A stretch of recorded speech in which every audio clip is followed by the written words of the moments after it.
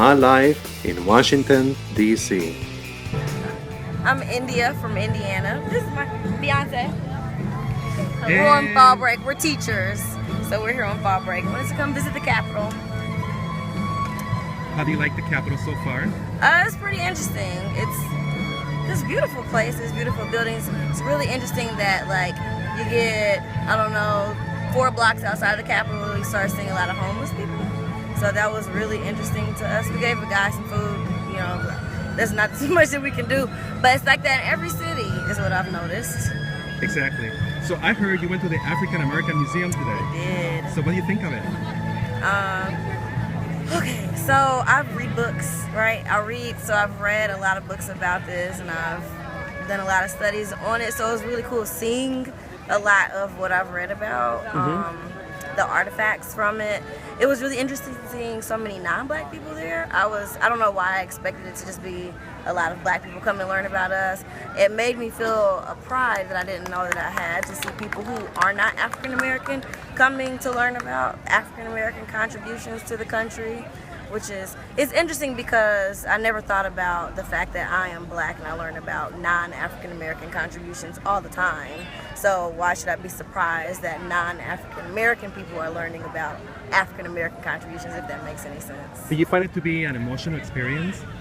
I think it would have been more emotional if I wasn't already prepared for it. But since I talk about this stuff every day, I'm kind of obsessed with it. It wasn't as emotional as I saw that it was for a lot of other people.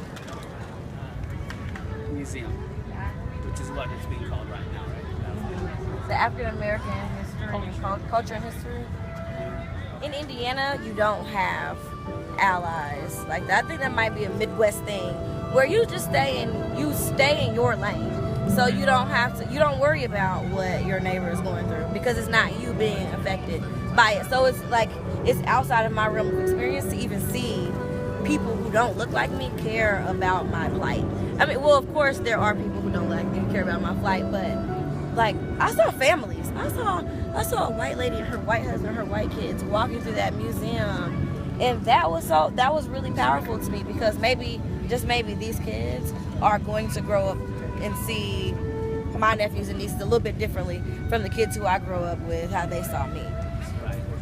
Your generation now. How are the schools though? Are the public schools Integrated as hell. really? Yeah. See, our schools are highly segregated. Right. They are highly, and I think that's the thing across the nation.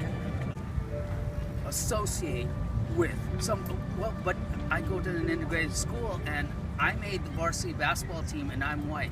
Oh well, for that, yeah. For that, we're gonna benefit from a little bit of England.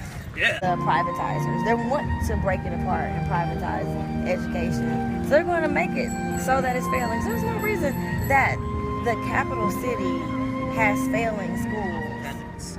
So if somebody has to go to a 14th and a 15th year of private school, K through 12 is already 13, so then a 14th and a 15th year, you locked your school district into making a little more money off of 7 people, and then you age out at 20 and you can't go to high school anymore, and now you have to take a GED because they didn't properly educate you.